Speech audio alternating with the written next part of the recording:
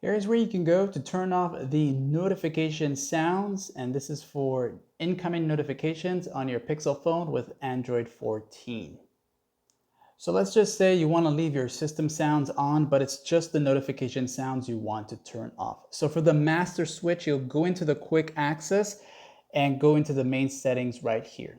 Once you're in this section now, you will go to where it says sound and vibration right there.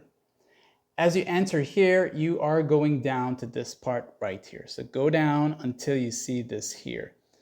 Default notification sound. Once you tap on this here, you'll see all these different notification sound effects that you can set for your notifications.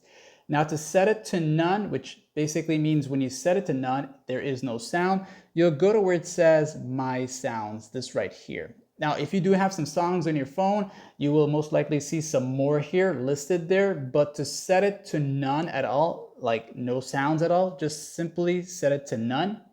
And be sure to save it, so that means basically whenever you get a new notifications for your app or whatever it is that you're getting notifications for, you won't hear any sounds because it's set to no sounds, like and so.